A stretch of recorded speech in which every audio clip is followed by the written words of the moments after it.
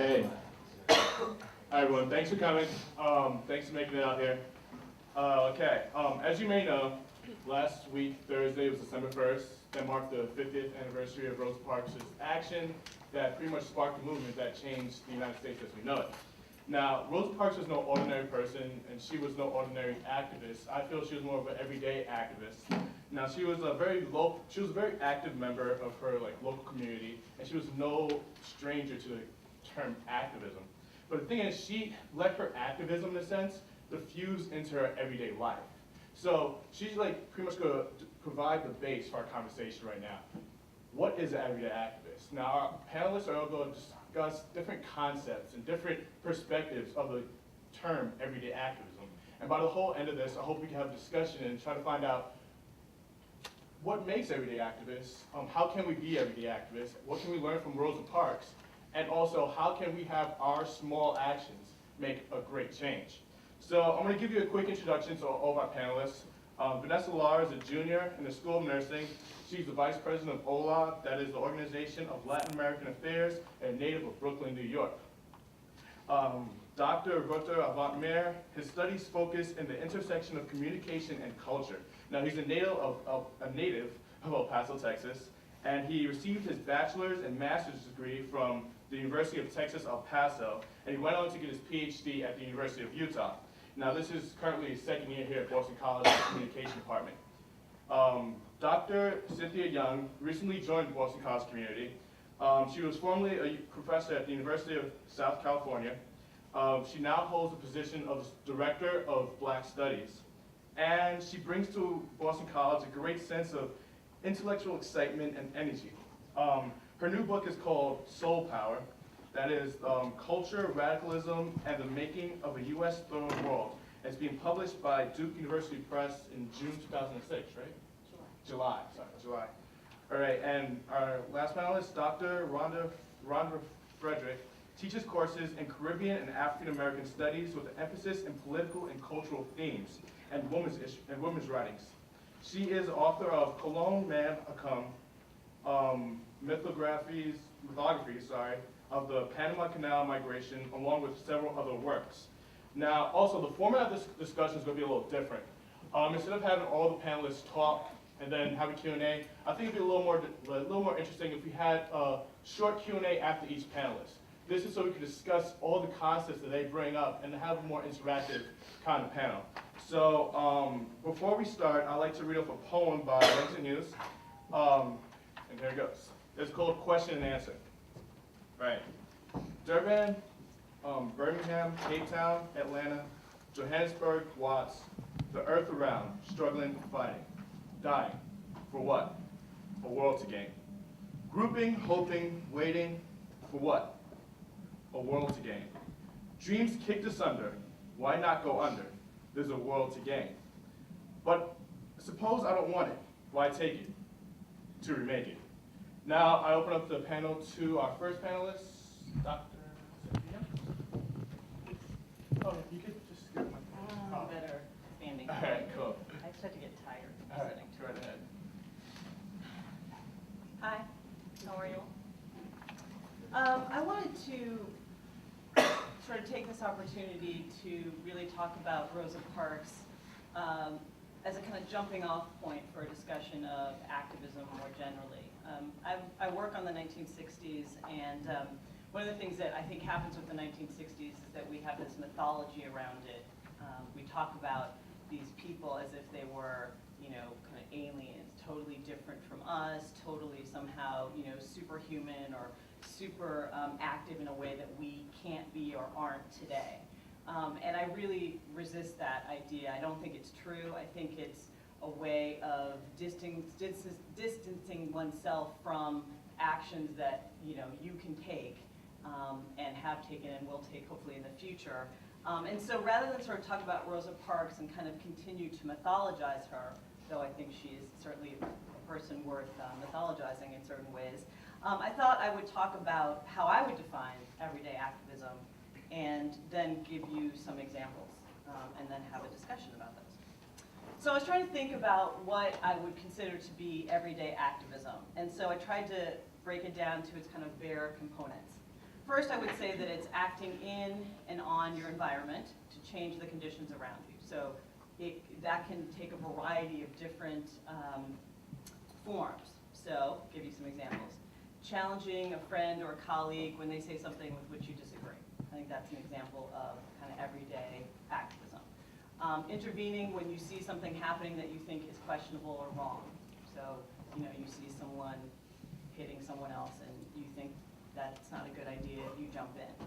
Questioning the usual routines or ways of doing things that structure your life. So actually thinking about why it is that you do a variety of things, why it is that people want you to do a variety of things, and figuring out whether you think those are good ideas. Supporting people or other institutions whose work is enriching the larger environment. So whether it's volunteering time or money or whatever, in some way pushing forward someone else's agenda that you agree with. Making art, writing a poem, writing a story, painting, sculpture, performance, anything that provokes some kind of thought or dialogue on a given topic. And finally, living one's life in a manner that models an alternative way of being in the world, right? Something that's different from the kind of norm around you. So these are just some examples. They're not meant to be inclusive of every kind of activism. I just wanted to be concrete, as concrete as possible. So how do you get from how do you get to those activities, I guess is the next question. And so I wanted to try and think about some requirements for everyday activism. The first, and I guess it's the most basic, is critical thinking, right? The ability to think about one's environment in a way that challenges or questions that status quo, right? So you have the ability to look around you critically, think about why things are the way they are, and wonder if they can be different, and wonder how to make them different. That's how I would define critical thinking. What does that require? Well, first and most obviously, that you are able to observe the world around you, right? So you don't walk around only concerned with yourself and your particular interests, but you're also observing things that are happening around you. Secondly, that you expose yourself to alternative ways of thinking, alternative perspectives and experiences that challenge your own beliefs, right? So you don't just assume that you have all the answers, but you actually seek out people who you don't agree with or seek out experiences that are foreign to you in order to challenge and test your own beliefs. So that's how I would define kind of critical thinking and how to get there. Secondly, a willingness to challenge, or in some cases, I guess, defend the status quo, right? So once you've thought about the world, once you've come up with some kind of analysis, a willingness to actually do something about things you think aren't right. Pretty basic. I think another requirement for everyday activism is often collective planning, organization, action. Often we think about activism as something that one person does or something that requires a leader, right? It requires, usually it's a great man who tells other people what to do. And you often hear people say, if only we had a leader, we could do X or Y or Z, right? This is very familiar, I'm sure. And this is, I think, where the example of Rosa Parks really actually comes back into view for us. The collective mythology around her is that she was this woman who was very tired after the end of a long day, and she just refused to give up her seat, right? She refused to follow Jim Crow segregation on the bus. The larger story is that she was part of a movement. She was part of the Women's Political Council. She was part of organizing that had been happening since the early 1950s. So she was not the first or the only person to have challenged segregation codes in the way that she did. And the reason that the boycott was sparked was because there was a Women's Political Council behind her who was able to leaflet people and organize the boycott. So she wasn't in a vacuum, she wasn't an individual acting by herself in a solitary manner. I think another requirement for activism is kind of strategic thinking on your own part, right? What are my strengths and weaknesses? What are the things I can do well? What are the things I don't do well? And also, whatever it is that you're opposing, what are the strengths of that thing, person, institution, and what are its weaknesses? So that you have an ability to actually think about how you can best act on the thing you want to change. And I guess finally, courage, right? A willingness to actually face the consequences for whatever it is you've decided to do, whether that's public criticism or social ostracism or jail, loss of life, etc. Right? right? So some grappling with the idea that you might actually face consequences and deciding that it's worth it. All right, I've talked about the requirements, so what are the obstacles to everyday activism? One kind of follows from everything I said, a failure to critically reflect upon your environment, right? If you're not really thinking critically about the world around you, it's kind of hard to think about how the world might be different. It's hard to think about how you could act to make it different, and so on. Secondly, fear. Fear of ostracism, fear of jail, fear of various kinds of consequences. And again, I'm not criticizing people for having fear. I think fear is a healthy and important thing, and I think people who don't have fear are often a lot scarier than people who do. But it's a willingness to overcome that fear. And then finally, opposition to whatever it is you want to do, whether it's from peers, from loved ones, from institutions or persons at which your activism is being directed. Okay, so what are the rewards of it? Now that I've talked about the obstacles, requirements, people are probably wanting to leave the room about now.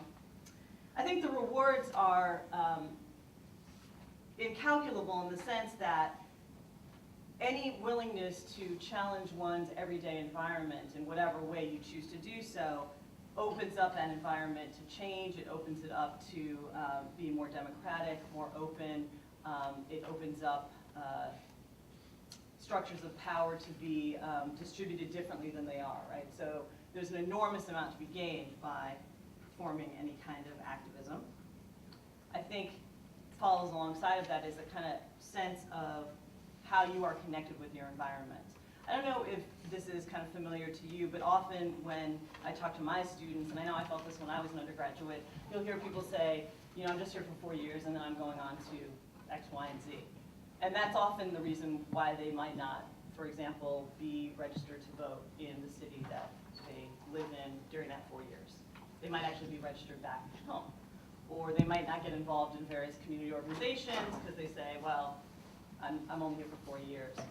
I think when you do kind of think critically about your environment and act on it, it actually helps you think about the parallels as well as the differences between whatever environment you came from and the one that you're in. So it actually helps you critically engage with your environment in a way that I think is really stimulating. And finally, I guess, a sense of self that's independent, autonomous, and isn't bolstered by what everyone else thinks, but is actually bolstered by one's own sense of conviction, ideals, and how those are bound up in social justice issues, for example.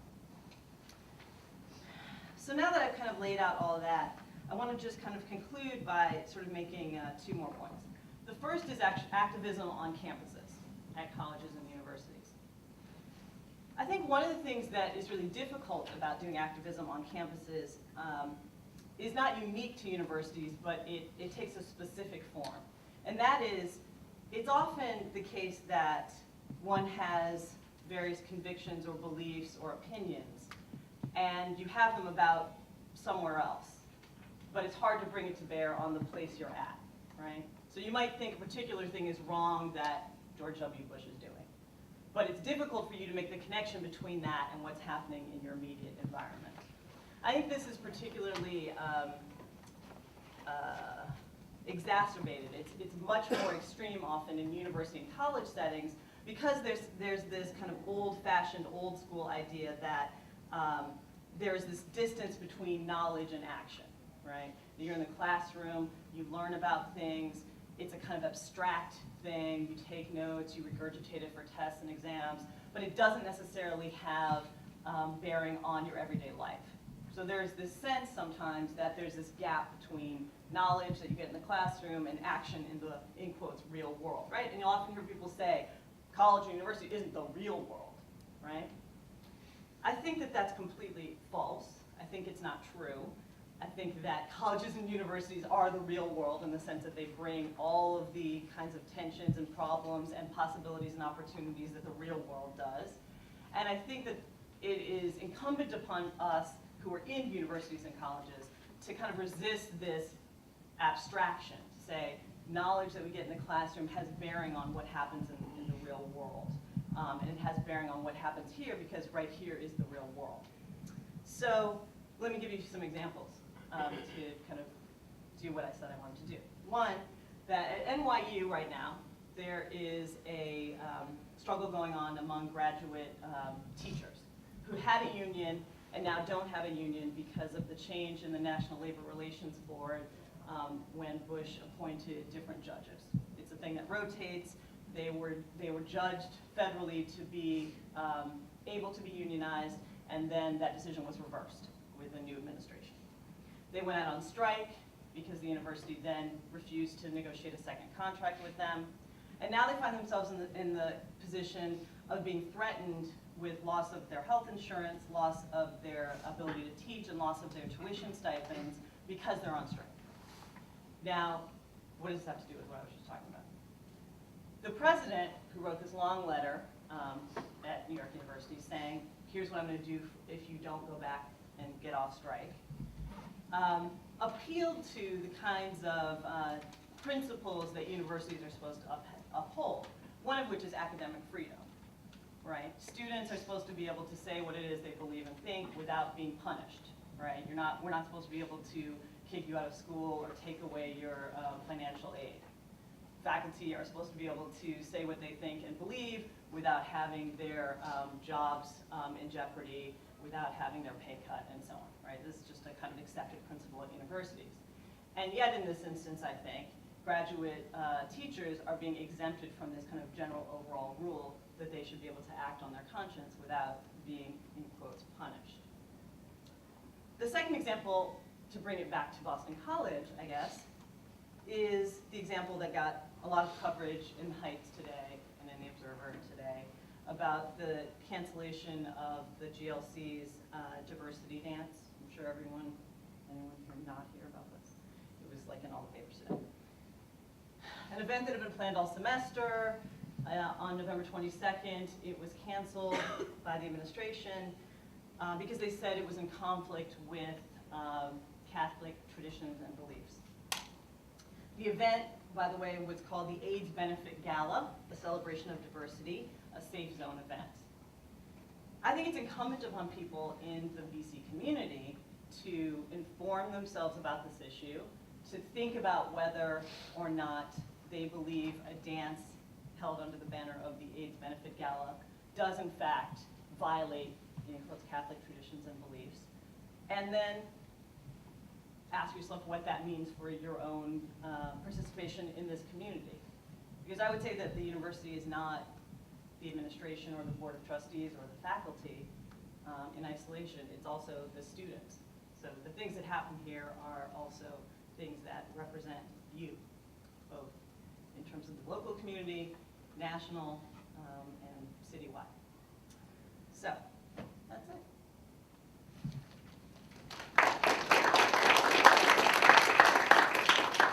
Fred, does anybody have any questions to start off with a quick discussion? This could be like 5 to 6 minutes for her. One question I had was, how does one deal with say like the critical analysis of like just life in general, right? How does one deal with like one's strong convictions that they're bred to think, you know, like where they're taught since they were born from every avenue? How does one deal when that is being challenged? Because many times activism, as you say, is outside the box. And how do you, in fact, stabilize yourself when your box is being so unstable? I mean, I think one, everyone can hear me, right? I think one thing that one has to do is become very comfortable with discomfort. One of the things that a writer, Audre Lorde, I don't know how people know who she is, often talked about was the ability to recognize and embrace discomfort and not think of it as something that is necessarily bad or to be avoided. And I guess I would say that partly it's becoming comfortable with that sense of disorientation or that sense of questioning and not kind of prematurely closing down that feeling, right? I think often what happens is that you feel uncomfortable with something and you say to yourself, like in a really quick sort of turnaround, I feel uncomfortable because this is against what I believe, or it's, you know, against what I've been taught or whatever, and you kind of just like close the door there. And you don't necessarily take the next step, which is to say, why is it? does that mean that I need to change the way I, was taught or I thought or not? It doesn't mean that you will at the end of it. You might go through that whole process and still say, I was exactly right to believe the way I do. But I think that you have to have a willingness to be open to that sense of discomfort. And I guess on the other hand, you have to let go of the arrogance that we all have, which is to sort of assume that we are the default, right? That our experience is the norm, our experience is right, or our experience is what everyone else should share. Anything else? All right. Professor Alvin-Mary, you want to speak? Well, great segue.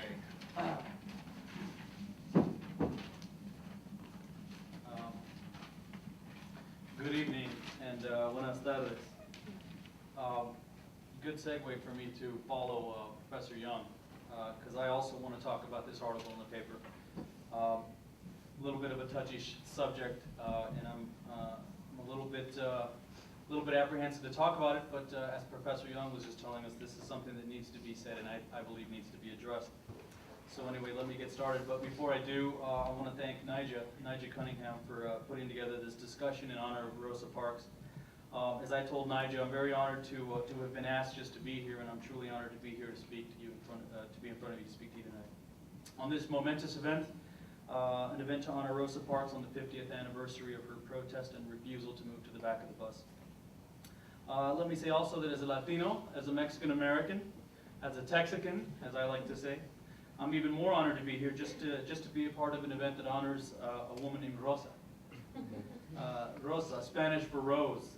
In Mexican Spanish, it means pink. The truth is, I have no idea how Rosa Parks got a Spanish name, but I'm honored to be here nonetheless. Anyway, as I prepared myself to speak to you today, I was planning to speak to this question. I was going to talk about my research, some overlaps in my research. I do some weird, funny, crazy stuff on rock music, and I was going to speak to you about the overlaps in my research that I found with Latino communities and African American communities. But I'm not going to talk about that today. I was going to talk about, again, this whole Rosa Parks and the whole connection to Latinas, but I'm not going to talk about that today. What I am going to talk about is the need for unity. I'm here to talk about unity, but I'm getting at it from a different angle today. You see, I read an article in the paper, the same article that Professor Young was just speaking of. I read the one in the Heights this morning, and that's what got me started when I wrote my notes that I have in front of me, and I did read the other ones that were in the other papers. The article was about the cancellation of the GLBT dance that was to take place here at BC, and the unity that I propose is that we should stand up and support our gay, lesbian, bisexual, transgender brothers and sisters. Yes, on an occasion where we're here to present an honor, or where we're present to honor a woman who had the courage to resist and therefore sparked a social movement for African Americans and the rest of us, it makes all the sense in the world to me to propose that we talk about this issue today. The truth is, I don't have a lot of time. I've only got about 5 to 10 minutes, so I will be brief. Let me quickly say that on this day, again, that I believe it's important to resist oppression whenever it rears its ugly head and whenever we see it. And I see it today with regard to GLBT issues on BC's campus. The reason that was given for the canceling of the GLBT dance, as we just heard, was that Boston College cannot endorse an event that advocated a position that was in conflict with church teaching. We cannot sanction an event that promotes a lifestyle that is in conflict with church teaching. I'm about to be crass and sarcastic here, so please forgive me. Well, let me propose while I'm proposing. Let me also propose that as long as we allow this sort of discrimination to happen, let's finally get rid of all the Protestants on campus. Aren't Protestant teachings and lifestyles in conflict with Catholic church teachings? And let's just get rid of all the Muslims from Boston College. Aren't Muslims, when they kneel down and pray to Allah, in conflict with Catholic church teaching? And while I think of it, how could we possibly allow those dirty Jews on campus? Let's get rid of them too. And speaking of Muslims and Jews, we all know that they're nothing but a bunch of terrorists, right? They're all coming here to blow things up. We all know that, don't we? Let's just send all those foreigners and immigrants back to where they came from. Immigrants and foreigners. While we're at it, let's get rid of those spics and wetbacks too. I propose that we make a list. Protestants, Muslims, spics, wetbacks, dirty Jews. Who's next on the list? Can anybody guess? How about Negroes? Did you think I was going to say the other N word? I won't say that word, but other people will. That's right, blacks, African Americans. If we can discriminate against fags and queers, it's just a couple steps away from Negroes, spics, wetbacks, ragheads, dirty Jews, etc. You see, what I'm trying to say is that if we take discrimination to its logical extension, we all lose. We all lose. Are there any women here? Guess what? You're next too. Are there any white women here? Are there any Catholic white women here? Guess what? You're next. When it comes to discrimination and prejudice, you're not at the top of the list there either. You're always going to be below men, whatever religion you are a part of, no matter what church you attend on Sundays. Regardless, again, if we take racism and prejudice and discrimination to its logical extension, Catholic men, you too are on notice. In the logic of hierarchy and the logic of oppression, even Catholic men don't win in the end. They get to be stepped on by some Protestant, or maybe somebody of another religion. And on and on and on and on, you all get my point. Again, please forgive me for my crassness and my sarcasm. What I'm talking about is the hierarchy of oppression. If we allow this sort of discrimination and this sort of injustice to happen to GLBT students at Boston College, then we might as well get ready for discrimination to come to the rest of us. Oppression always has hierarchy. Hierarchy is always oppressive. Now, perhaps GLBT issues don't matter much to the average Joe, but it should. Like I said, as long as we allow hierarchy, we're opening ourselves to the oppression of others for various reasons. Well, like I said, my time is short. I need to let somebody else speak. Let me close my brief part of this discussion with another proposal or two. I propose that if we truly want to honor Rosa Parks, that if we truly want to commemorate the fight for civil rights, that if we truly care about the question, how can I be an everyday activist? Nigel's wonderful question. I propose that we start here, tonight. I propose that it's in our best interest, all of us, to speak out against the order to move to the back of the bus. Black men in the back, stand up and defend the rights of your GLBT brothers and sisters. Latinas in the room, wherever you are, seize the day and speak out against the discrimination against GLBT students. Asian people, you should be marching and supporting, doing whatever you can, speaking out. White women, march and support the cause. Muslims, Jews, Protestants, whoever. We can't stand silent as this group of people is told to be silent and, again, to get to the back of the bus. Just a final qualifier here, just a disclaimer. I'm not gay. I'm a married heterosexual man. I don't have a gay best friend, nor do I have anybody in my immediate family that's gay, although I'm sure that we all have someone in the family that is. But this is my message to you today. I'm telling you this because discrimination is wrong. Oppression is wrong. Prejudice is wrong. Not only are these things wrong, but I propose that they are unchristian. And I propose that hatred and discrimination is contrary to the spirit and the memory of a love and the love of a person we all know as Jesus Christ. Just to echo Professor Young, who spoke and told you that everyday activism is critical thinking, challenging beliefs, intervening, speaking up, supporting others, having courage, making art or creating dialogue, living your life in a certain way that goes against the grain, against the status quo. Let me say that we should all do this, and we should all do this with regard to this issue. Because if we don't, this might as well be Alabama, and this might as well be sometime before 1955.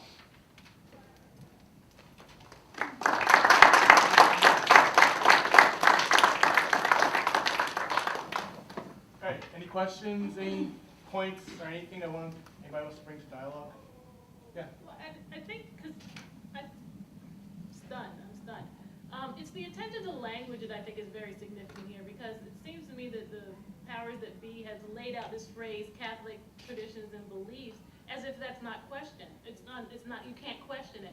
But I think, as Professor Bowe just said, that if we take that phrase to its logical conclusions, then we could cancel out a lot of things. And it seems to me very clear that the rhetoric, I think, is very important here, because there is this presumption that there's some kind of universal truth that cannot be challenged, and he challenges so effortlessly that it seems to me that it's so unthinking on the behalf of the administration that that's such an easy end for us to analyze, investigate, and attack them on that. It's amazing to me that they continue to use that same old tired line without trying to, you know, at least be more creative in the ways that they discriminate against people. It's really just stunning to me.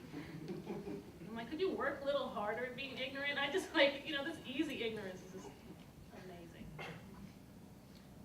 I think also another link between what's going on in this example and the civil rights movement, I was thinking as I read the stuff about the Catholic beliefs and traditions, I was thinking a lot about anti-miscegenation laws. Is there anyone here who doesn't? I mean, anti-miscegenation laws were laws that were on the books the 18th, 19th, early 20th century in some states up until 1967 that said people of different races could not marry. So I just did a little research, and in 1965, a Virginia trial court judge said the following in talking about why an interracial couple who'd gotten married should have their marriage be null and void. He said, quote, "Almighty God created the races white, black, yellow, Malay, and red, and he placed them on separate continents. The fact that he separated the races shows that he did not intend for the races to mix." So these kinds of interpretations of kind of biblical truth are malleable, right? They change, like, well, I shouldn't say no one believes this, but I believe that most people have settled in their mind the question that the Bible does not support the separation by law of people of different races marrying and or having sex with one another. So the kinds of ways in which we think about tradition and biblical beliefs and church beliefs and traditions shift over time. What we once thought we no longer think. And I don't think that the question of sexuality is any different, and my sincere hope is that 60 years from now, you know, someone will be sitting up here reading the same kind of thing about sexuality that I could just read about anti-miscegenation laws. One question that came to my mind is, you being like a professor at Boston College and coming here and speaking like that, I appreciate that so much. And there's like also just something that comes with that, repression in a sense. So students, like an everyday activist kind of like frame, how does a student then in fact deal with repression, especially in this situation, using this case, that the pressure in a sense is being argued as coming externally, from external factors, not just the administration as of now. How does a student look that in the face and fight against that with so many things to lose, you may say? Not arguing for against it, but like, I guess, talk about that. Like, there's so much to gain, but there's also still so much to lose in this situation. As of last year, there was a humongous rally, but of course, there were many things at risk throughout the entire time. Now, how does the everyday activist balance the losses and gains, you may say? Wow, great question. I'm not sure that I have a response other than, I mean, you're asking me, right? Yeah, yeah. I'm not sure that I have a response other than that everyday activism, regardless of the possible losses, everyday activism, I think, is about seeing the gains and seeing the outcome rather than worrying about the risk and the repercussions. Not that they're not important, but I think activism is about seeing what's to be gained rather than fearing what can be lost. But that's just me.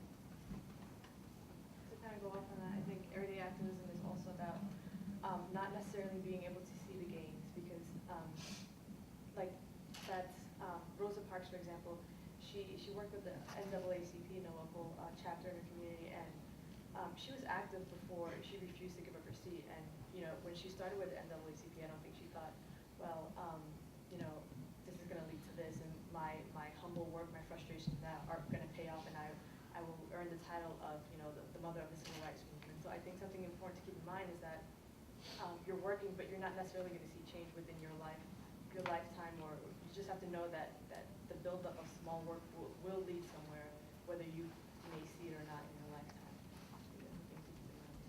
That's just nice. Anything else? All right. Vanessa.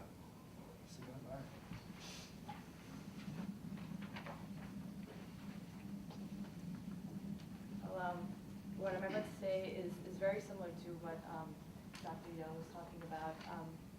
I actually read an article on Rosa Parks. It was titled the real Rosa Parks. And what it really emphasized was that we shouldn't remember Rosa Parks necessarily only for refusing that seat and for refusing to sit on the back of the bus and for that great action, which, I mean, it did spark the Montgomery bus boycott, which lasted for a year. But we should also remember that, like I mentioned earlier, that she was already active. She was very involved with the NAACP, and that it's really small steps that lead to great change, and she's a prime example of that. So when we think activists, we don't have to think, wow, Rosa Parks, I can never be like that, or I'm not that extraordinary, I'm not that, like you said, Dr. Young, superhuman. So just know that you can have small starts, and that could lead to big change. So I thought that was a really important part of that article. And another thing that I wanted to bring up is that Rosa Parks also worked within her capabilities, which I think is a very important issue, because we also feel, we question how can I be an everyday activist? How can I, can I do this? Can I do that? Like, the reality is that we don't have certain resources, so we have to work within what we have, and we have to maximize our potential within our capabilities. And that's the best. That's the way that you can best kind of emit your efforts and get the best solution, if that makes sense. I'm making myself clear. Another thing that I wanted to mention was that, kind of going back to my original point, this classic portrayal of Rosa Parks, this idea that, it was just a spur in the moment type of thing, the idea that she single-handedly started the civil rights movement. We should really just try to break from that, try to break from this rigid definition of activism, because that holds us back, and that makes us believe that we can't, infiltrate the system, and that we can't, cause change within ourselves. So that's something very important to keep in mind. And I just wanted to quote Dr. Martin Luther King in his speech titled "Remaining." In his speech titled "Remaining Awake Through a Great Revolution," he states, "All too many people find themselves living amid a great period of social change and yet fail to develop these new attitudes, the new mental responses that the situation demands, and they end up sleeping through a revolution." So, not to sound redundant, but I really feel like this is a position that a lot of people hold because they feel, I can't live up to that, or that doesn't apply to me, or. But I just really want to emphasize that we need to break that rigid image of what an activist is. When Nigel approached me about this panel, I thought, I'm not an activist. Like, I don't understand like what you want me to do, what you want me to say. And in doing research for this panel, I realized that everyday activism translates into, like I said, what your capabilities are, how you can maximize your potential, and where you choose to direct your efforts. And to kind of go off of that, I would also like to quote Archbishop Oscar Romero. I think he really emphasized what I'm trying to get across. He says, "We cannot do everything, and there's a sense of liberation in realizing that. This enables us to do something and do it well. It may be incomplete, but it's just a beginning and a step along the way. We may never see the end results, but this is the difference between the master builder and the worker. We are workers, not master builders, ministers, not messiahs. We are prophets of a future that is not our own." So, if I had to give you guys a take-home message, that would definitely be it. Work towards change. Know that, of course, you will have frustrations, you will have obstacles, but also know that you might not see the end result, but that, your small change can spark changes in other people, and that it can eventually lead to something great like the civil rights movement in the 60s. And just also be aware of the chain of influence. Another interesting fact about Rosa Parks was that her husband actually convinced her to go to the first NAACP meeting. So, when I do work here on campus, and when I talk to people and try to share my different perspectives, I think, well, maybe this can spark interest in this person, and they can later on take initiatives on their own, and that can lead to that. So just be aware of the chain of influence, and it's really hard to kind of trace it, but just know that every great story that you hear about has has a history of a chain of influence. So that's something important to keep in mind when you feel that your work is in vain, or when you question, what you do because of frustrations and obstacles. And a final point is, for me, every day, like I said, when Nigel approached me, I didn't really know how to represent myself as a quote unquote activist, but I feel that everyday activism for me can be translated into the things that I do on campus. As Nigel was saying before, I work a lot with OLA, and just being able, and ALC and GJP, and just being able to create a community that caters to Latinos, or a community that caters to the Ahana students, or working with GJP and having a voice here for the progressive community. I feel that in itself is everyday activism, because whether you realize it or not, you're taking small steps. And like I said, I really do believe in that chain of influence, and the idea that small things really do lead to big action. So.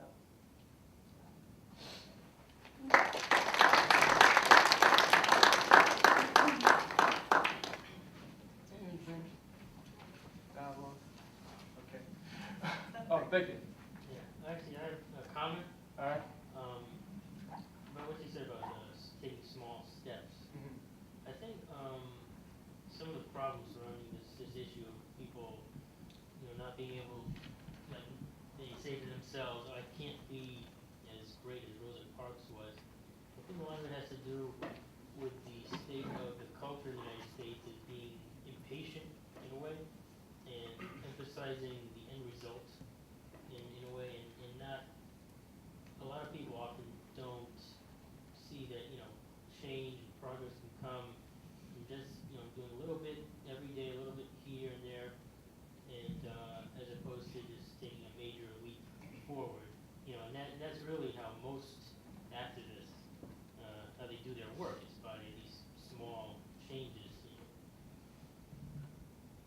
I want to just kind of piggyback on that comment, because it seems to me that that's why it's important for activism on a college campus to have a very good historical archive, because if you're doing these small things, and we're in a 4-year kind of cycle, so every 4 years we have a new population, and if the folks from a previous set of 4 years can't see what has, that which they're building on, it just seems like we're redoing the same thing over and over.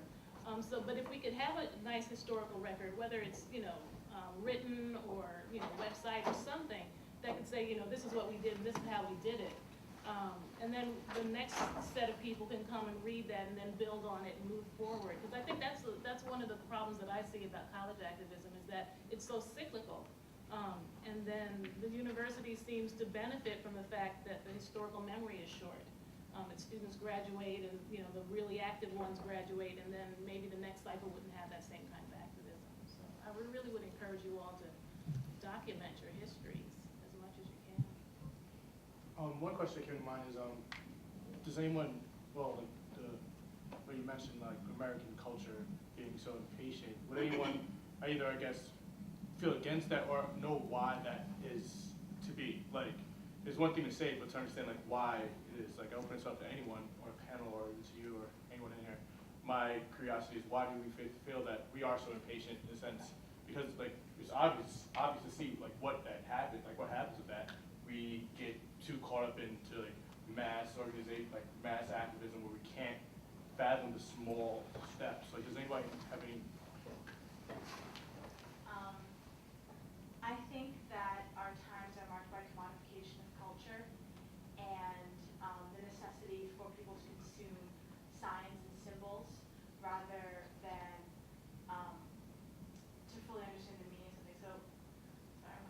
So I think that our society, the times now, are marked by an increased flow of information in the form of signs and symbols. And I think that means that if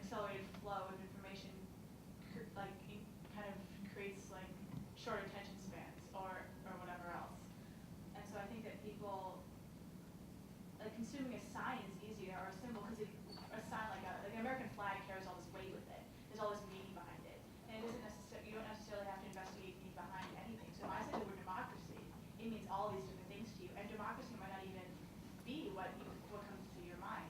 So it's I think it comes from our culture. Like I think it comes from like a hyper technological age that we live in. I think that's part of it. There's another point?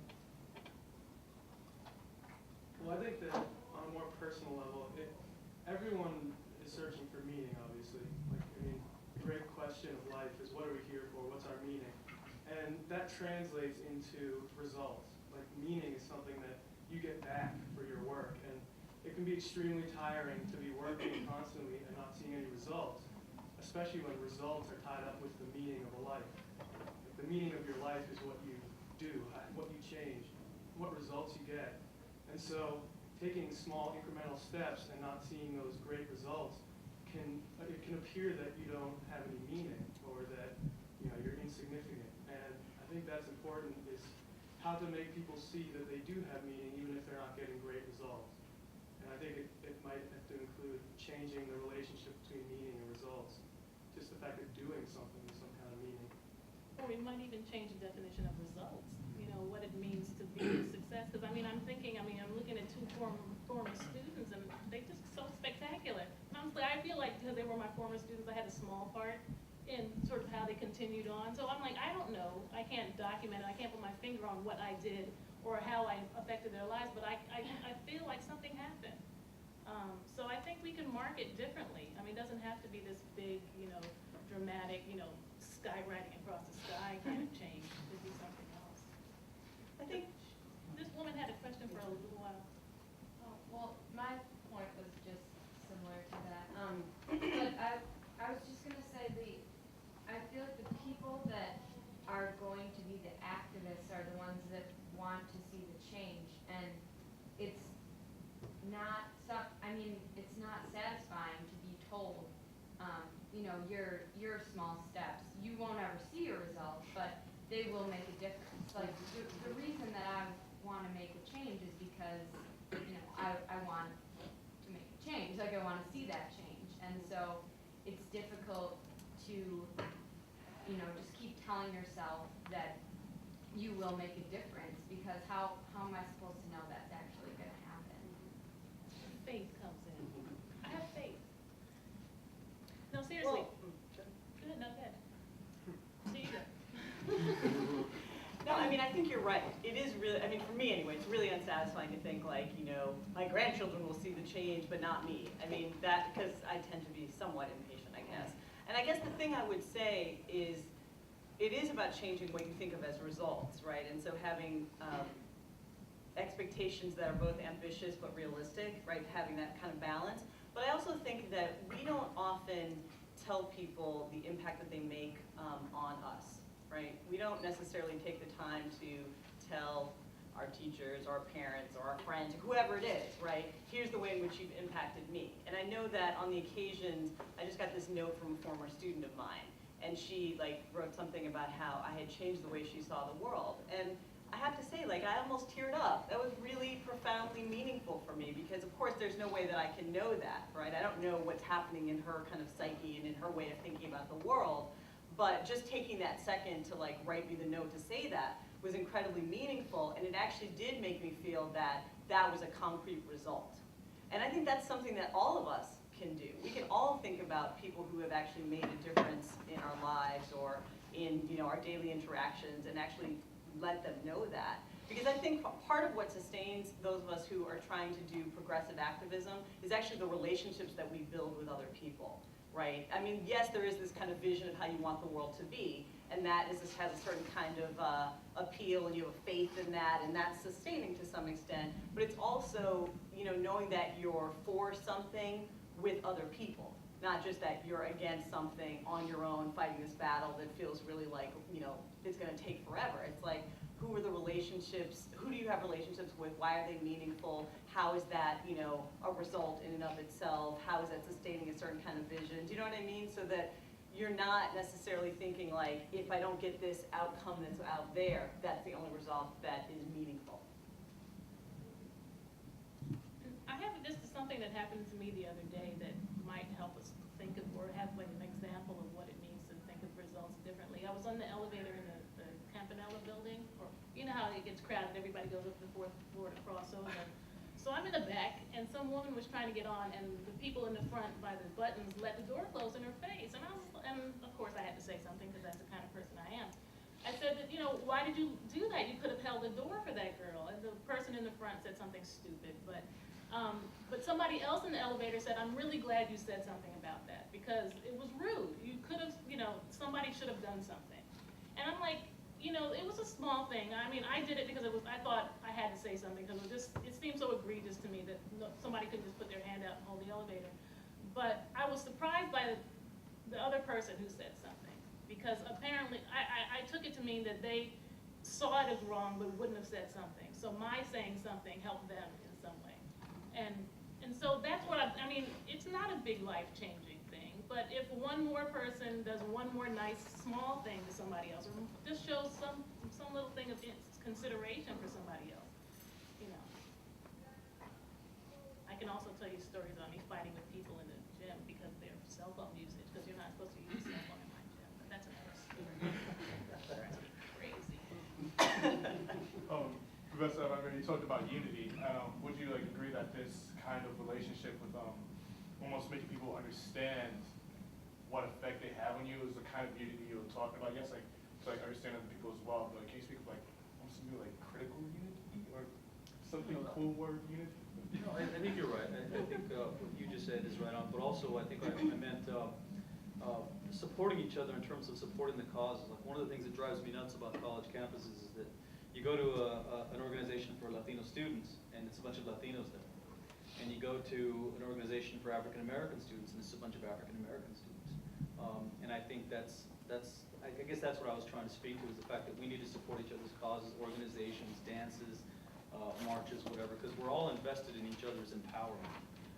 We're all affected by issues of power and oppression, is what I'm trying to say. So we have to support each other in major ways. So, you know, the black guy has to go to the Asian American Students Organization. The Latina has to go to the black thing. The black kid has to go to the GLBT thing. And that's what I'm talking about. We need to support each other, and we need to be in each other's corner in many different ways.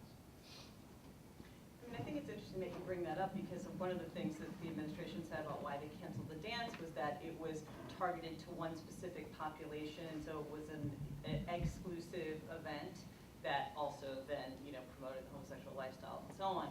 And the thing is that it actually wasn't targeted to one particular, it was an AIDS benefit. It was actually open to anyone who chose to go. But I think often we feel like if there's a particular kind of group that's sponsoring it, then it must only be open to that group, when in fact, many people on the GLBT council are actually straight. So it's not, we could imagine a world and our participation in it in a way that isn't exclusive.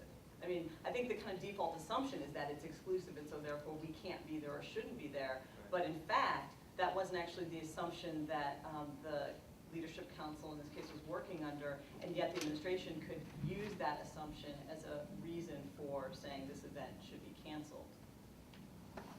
Yeah, just quickly, so then the answer might be to have a bunch of different organizations sponsoring the dance. A bunch of different organizations. It was co-sponsored by HANA. And AIDS awareness committee and events. All right. Awkward.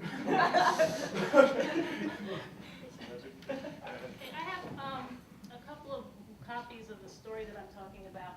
I prepared my comments a long time ago, so but I still think that what I'm going to say relates to the previous speakers very explicitly, and I'll tell you about that after I get out what I needed to say. I started thinking about why it is that the myth of Rosa Parks as a tired woman who didn't want to give up her seat was so pervasive. And it seemed to me that a reason for the prevalence of that myth is because she didn't look like an activist. She didn't look like the type of person who was an activist. Because it seemed to me that when I did look at some research about Rosa Parks and everything that has happened since her death, and the anniversary of her civil disobedience, and then the anniversary of the bus boycott, that it was other people interpreting her actions that got a lot of press. Not to say that what she said and what she said didn't and said wasn't reported on, but it was that other people interpreted her, right? The article that I looked at before I came tonight, Martin Luther King interpreted her, Jesse Jackson interpreted her.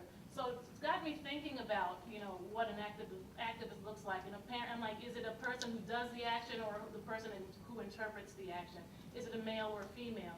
Is an activist a young person or an old person? And I think that because Rosa Parks seemed to be an older woman, and I notice I didn't say old, I said older woman, who wasn't male. She was older, female. She wasn't young and male, and I think this is why this image has been so pervasive.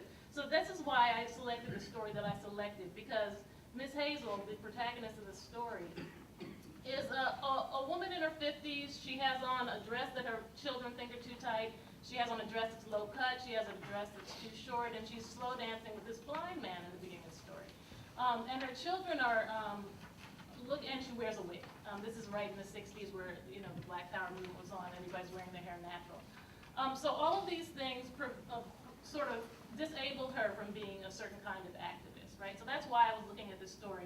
The other reason I was looking at this story was because of how this organization that the Hazel is at this organizing get-together for a local politician, and her children want her to be part of the Elders Council that helps organize the community.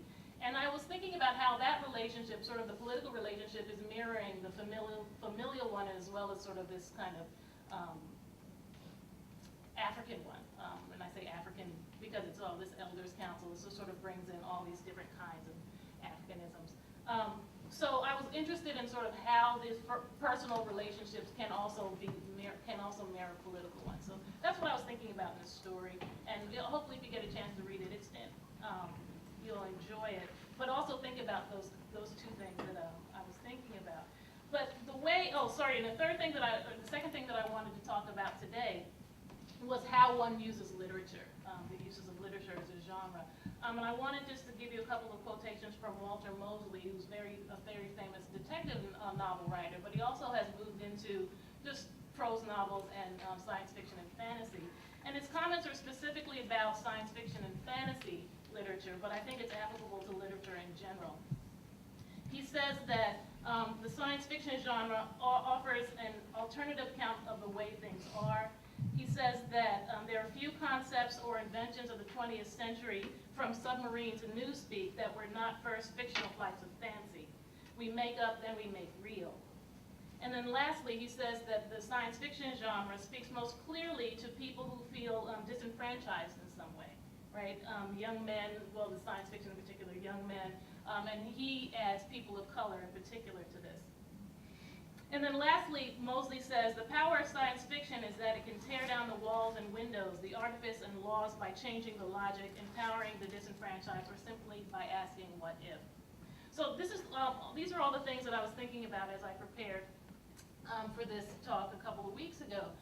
Now, in the context of today's talk and what has recently happened on this campus, it seems to me that what's also significant about this story is the language. Toni K. Bambara is very deliberate in writing from the perspective of a woman who is not often made fiction, made sort of central to fiction, right? She tries to capture her reality, she captures her language, and in doing that, I think it raises what we might overlook as uneducated or backwards in some ways, into the realm of the sublime. And by doing that, I think she sort of infuses Miss Hazel, the character, with that same kind of magic, I think, in her selection of this person and her language. And again, then this leads back to a comment I made earlier about sort of the power of language. As I said, the administration uses the words that they use, tradition and belief, as if it's some kind of static fixed thing, something that's unquestionable. And if you pay attention to language and understand what language can do, the language of the story, for example, but also other kinds of languages, we might value things differently. We might value people differently, like people like Miss Hazel, who we might ordinarily overlook because she doesn't look like the kind of person that we could learn from. But also, we can also feel authorized in critiquing that language, going back to Professor Young's earlier comments about living our lives more critically. We can look at language and see what it says and what it doesn't, and question it when it doesn't seem to make sense. This thing about tradition and belief, it doesn't make sense to me at all. Particularly since a lot of the things that Catholics hold as true and traditional and the basis of their beliefs was really taken from the pagan religions that were that were sort of happening, already existing at the time that Christianity or Catholicism came to be. So it's just very intriguing to me that a lot of the things that seem very self-evident about the critical skills that we could use to bring to language are not being done.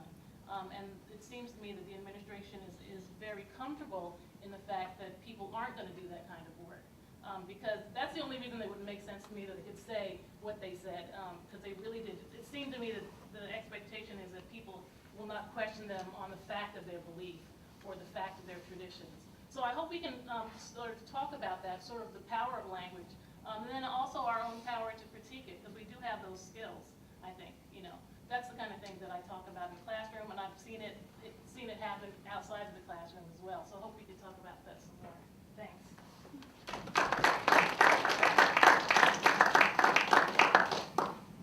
Any questions? I guess my one question is on the topic of language. How do, in fact, then, the everyday activists use language to his advantage? Should one frame one's language to the may say dominant language being used, or should one try to avoid those broad statements and try to be more specific, or should they just use fight fire with fire? What in your sense do you feel? I think it really depends on audience. I mean, and how you want to convey what you want to convey. I mean, I have a lot of handouts on writing and how one writes formal essays and that kind of thing. And one of the things I find is you have to use the language that's appropriate for the argument that you're trying to make. If you're going to be writing some literary critical article about Jane Eyre, for example, you wouldn't use the language of hip hop unless you're going to be presenting this essay to an audience for whom that language is meaningful. I am not one, but somebody else might find that useful. So I think it's your audience you need to consider, and also the topic, I think, also determines how one speaks. Another question. Sorry. Oh wait. I was going to ask. Sorry. You've been trying to sort of get people to dialogue, and I was wondering, and I hope this question makes sense, but you're talking about really sort of bold speech and public criticism, but how does dialogue fit into that? In other words, how do we avoid the sort of arrogance of accusation, or sort of pointing the finger at someone? How do we listen or dialogue with someone that we think is a bigot, or who we think is using language to mask nothing? You're talking about this invoking Catholic tradition. Unfortunately, I don't know if anybody else is here from the theology department, but for me, it's well, the question is really, are they right about this representing the Catholic tradition, or what about the Catholic tradition is important to me? So that's the way I would evoke it. That's the kind of language I would use. But I'm just sort of curious about your thoughts on that, and if that question makes sense. It's how do you dialogue when you're doing critical thinking, especially when you have trouble mustering respect for the position, but you have to respect the person that you're dialoguing with. Can I give this? I think that's a really good question, and it put me in mind of I think when Ida B. Wells wrote her anti-lynching tracts, she was very deliberate in using newspapers from the dominant press that mentioned lynching, right? Because she was aware that if she went to the Negro press at the time and used those statistics, that people would discount it, right? So she's like, okay, I'm not even going to avoid that. I'm going to use your language to talk about what you've represented already. And then this sort of disallowed certain kinds of conversations to happen. So that in that way, I think she steered the conversation to the topic as opposed to, sort of the value of the black press as opposed to other kinds of presses. So I think that, by being selective, that would be the dialogue that happens. So instead of having kind of the racist argument in her case. She could sort of deflect some of that and then put the conversation in about lynching and that kind of thing. So maybe that's where I see the dialogue in that case right now. I mean, I think what you're talking about, I guess there are a couple of responses. I mean, on the one hand, I think often you're dealing with issues that are incredibly personal to people, right? And that means inevitably that you're dealing with issues of anger, right? So, you know, if I talk about a position that I disagree with and I'm angry, sometimes I'm angry because it's very personal to me for whatever reason. I think that there's a space for that, right? Because we're not sort of these abstract beings talking about things that don't matter in the real world, right? On the other hand, I think it's about making space for that without having that dominate the kind of conversation. So I guess I would say in terms of the dialogue that has to happen, it's both having kind of confidence about your own position, right? Here's the position that I take, and here are the 3 ways in which I can defend it. But then also being able to say, what's your position? And how can you, you know, what are the kind of 3 things that you can sort of muster to defend it? And so that's why I concluded what I said about what just happened on campus by saying that people need to interrogate for themselves whether or not the rhetoric that's coming, the official kind of rhetoric about why the dance was canceled, matches up with their own sense of what the Catholic tradition or Catholic beliefs might be, or even just what BC is, right? If you want to take it into the larger context of the university that we're at.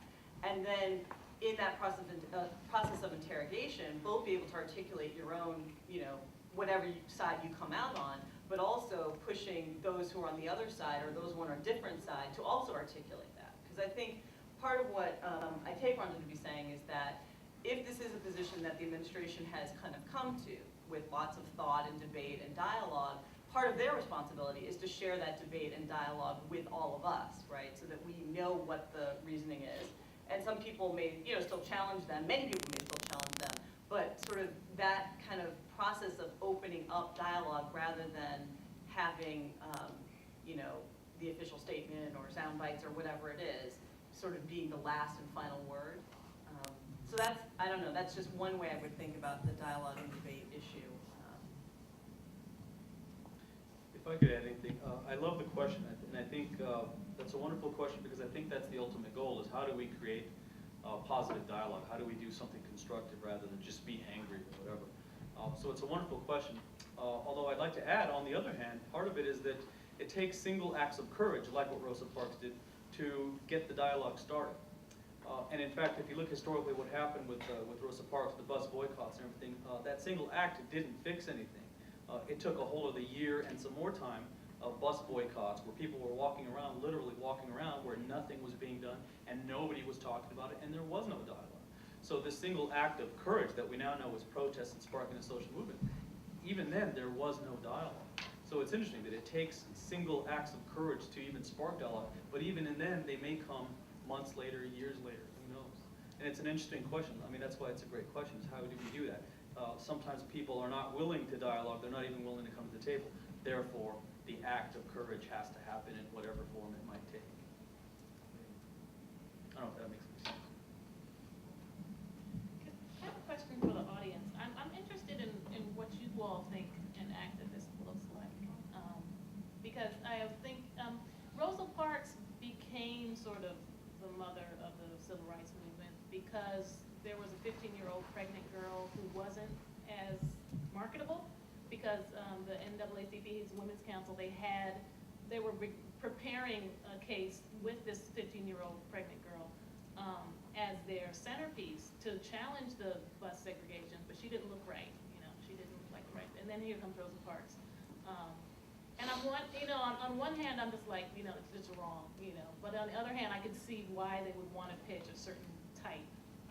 But again, it just brings me back to the idea of the question of what an activist looks like. And I think Vanessa's comments kind of spoke to that as well, where she didn't at first understand herself as an activist until she started thinking about it. Shall I call on you? Do it too. I know, Kendra? Lindsay? Okay, well, I would say I don't have, I guess, a certain image of an activist. I think 4 years I've been at BC, I have seen a lot of student activists, so I would use that coin term, student activists.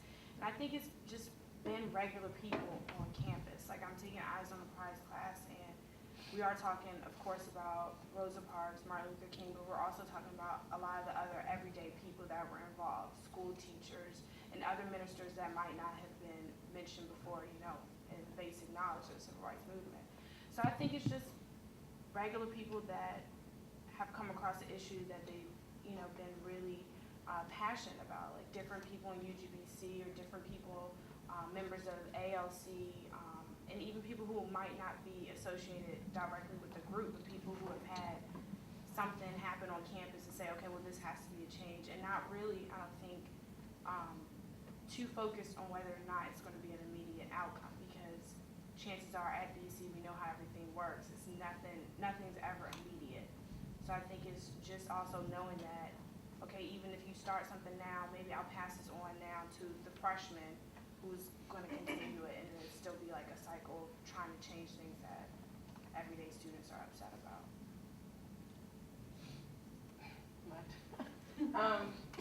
I would agree with that, and I'd also say that, excuse me, a lot of students don't see themselves as being activists. They kind of look to other people to carry the torch and, you know, be at the forefront of marches.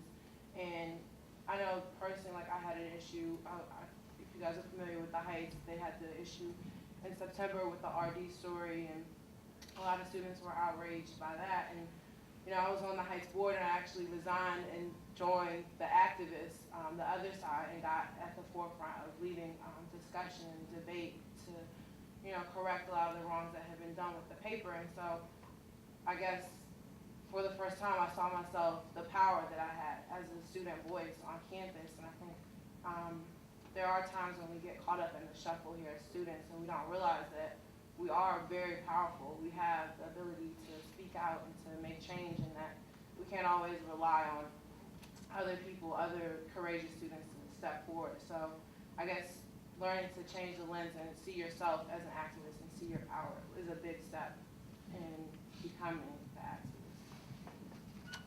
But I couldn't say what one looks like. It's all of us. I mean, we all have that position, so it's, you know, recognizing the roles that we play.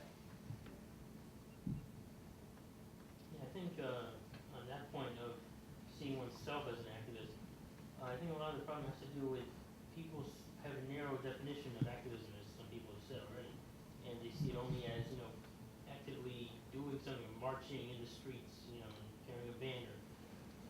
When activism can be, you know, writing a paper, you know, writing an article in a newspaper or something, or you know, just starting a dialogue with your friends. So there's many different types of activism and many different types of change, you know, instigating change. And some people just don't have the kind of personality that easily gives to, you know, jumping out of the seat and going, you know, running down the street, shouting obscenities at the police or whatever. You know, some people express their opposition to something in a more sober way. So, so we should try to promote all different kinds of, you know, action. Bring to like also the issue, like there's also a negative stigma. We can't like really avoid that. When people think back to this, some people may think of crazy, reactionary, spray paint. I love spray paint. Sorry. And like other things as well. So there's also, I guess, a stigma that one has to fight with, and I guess how does one not fall within that? I think people maybe avoid the activists because they don't fit within that frame. So this is another issue. One question I wanted to ask, I guess we like run out of time, is for you to even give examples of yourselves, your everyday activism, because I feel we had this discussion, but I'm trying to make it a little more personal. I don't know if I'm putting you on the spot right here, but if anyone could just say, not to like boost yourself up, but if you want to, go ahead. But anything that you have, like personally, like especially with the professors and Vanessa as well, like you go into something you love, and like what, like that's like how you became a professor, like you studied something you love, assuming. Yes. Okay. Yeah. So, like, how, in fact, have you been active, I guess, with a happy life, to doing something that you love? You started whoever.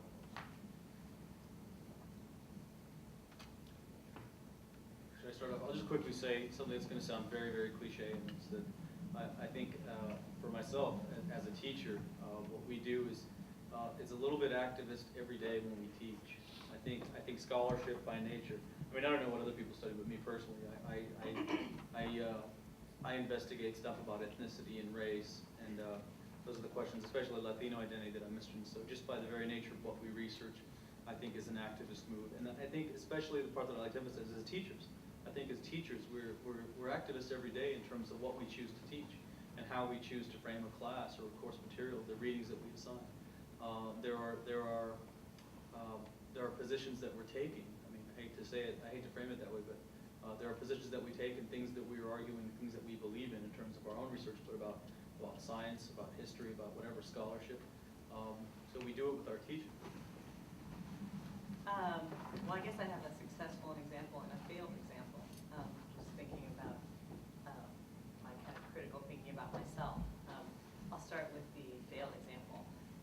I went to, I think it was Target or something, and I walked outside of the Target, and you know, there's those people there with the petitions for various kinds of things. And one of the petitions was, and now I don't even really remember, but it was something about serving liquor and like selling liquor in grocery stores or something. And I came from California where, you know, liquor is sold everywhere all the time. There's no Sunday exception or anything like that. So to me, it was like a kind of, you know, obvious thing that I would support. And I guess because I was with my friend who looks alternative, or maybe it's because I look however I look. But they didn't ask me about this other petition that they had, which was to ban same-sex marriage.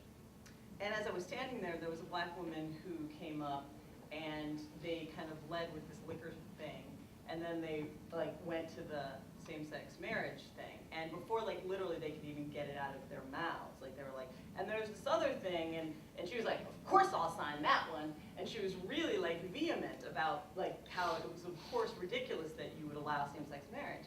And it was really strange because I am, as you probably can tell, pretty vocal about almost any topic. And I was totally silenced. I just sat there. Like I stood there for a second and I was like going through all the things about like what I could say and how I would approach it. And my friend was kind of there too, and I could tell she was kind of going through the same thing. And then I walked away and I was like, I should have said something. And I was even thinking like I should go back, so it became this whole like, you know, drama that I was having in my own head. And she was like, well, you know, why didn't you say something? Because I would have had your back. You know, so it was like this weird kind of thing. And I was thinking about just the kind of everyday opportunities that we have to kind of take people on or not. And I'm sure that, you know, there's lots of times when we do and there's times when we don't, but kind of, I had to kind of have that discussion with myself about like why it is I wouldn't take this person on, but someone else who said the same thing I might have taken on. So that's a kind of failed example, which I think maybe is instructive or useful. But the other thing, I guess, I would say is that I was very involved in graduate union organizing in graduate school.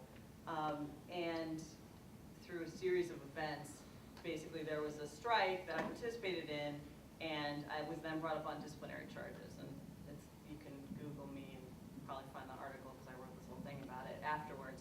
But the thing I would say is that when I started down the road of deciding that unionization made sense or deciding that the grade strike made sense, it wasn't like I could see all of it unfolding in front of me and I could like make all of my decisions as I went along at the beginning. It's like, it was really kind of one decision after the next that kind of got me to where I ended up being.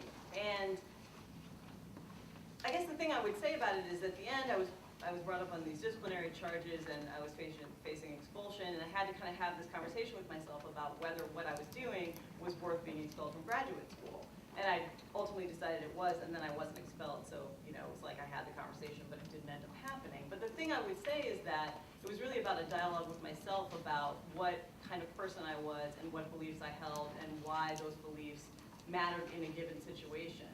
And I think that's a dialogue that we all have with ourselves all the time in everyday life. Like, why does this matter? Why does the elevator door closing in someone's face matter or not for me as an individual?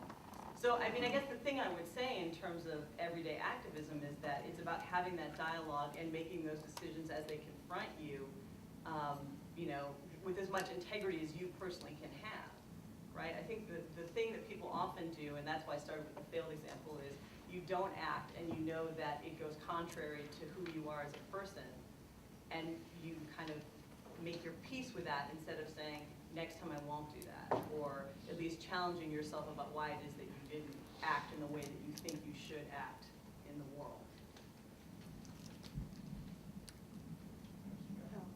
I'll be quick. For me, everyday activism translates into what I can think of most is the work that I do in OLA. I can think of one example last year. We had someone invite a group of students who were high school students up for a couple of hours. We took them to lunch and we sat down with them, and it was a whole day thing.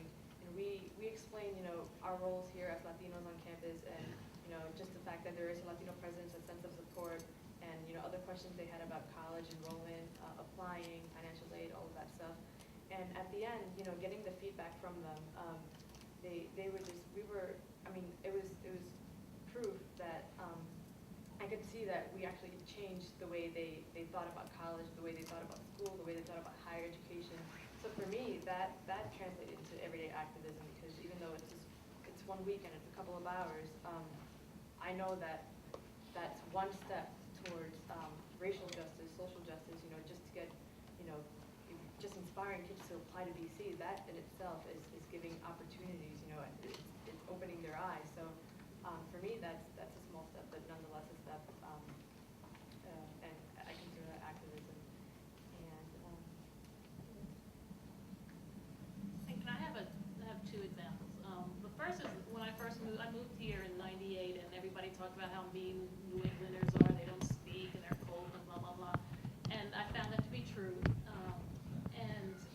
And no, it's true. And then I found after a while, I found myself becoming like that. I stopped speaking to people. Just greeting people in the morning is something that I took for granted all my life. I just stopped doing. And then I went to a conference in another city, and I saw myself as hostile. And I was just like, oh my God, I'm turning into a New Englander. Who knew?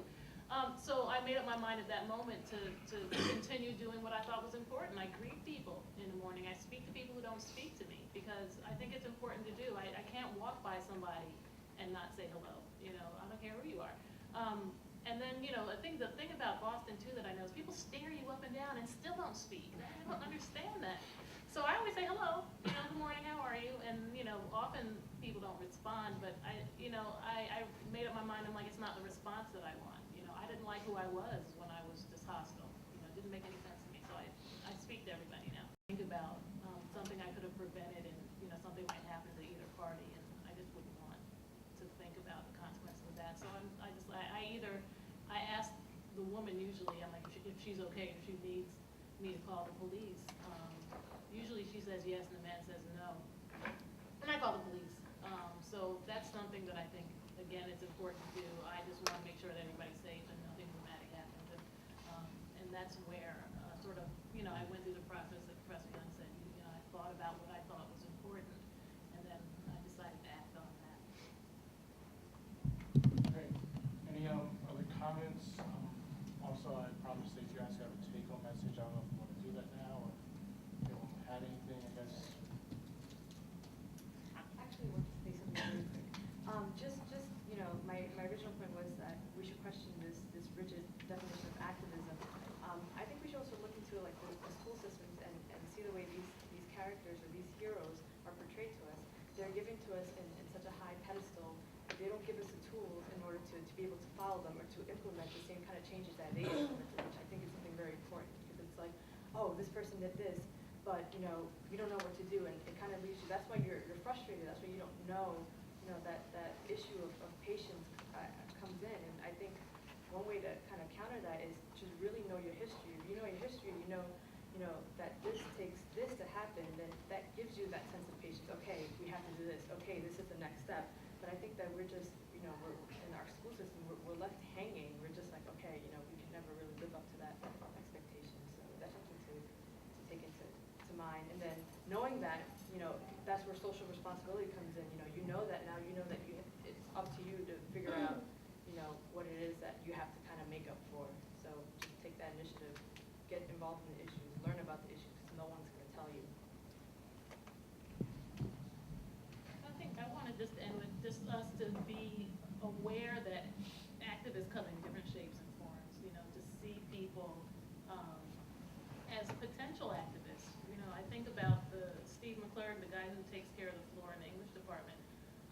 He just doing his job, emptying garbage cans, and then somebody that I don't think folks pay attention to usually, but he was the one, there was a fire in an English department over by, well, if you know the English department where the graduate student mailboxes are.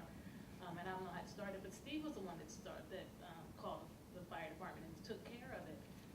And it's like, it just makes me aware that this man who's like moving under the radar all the time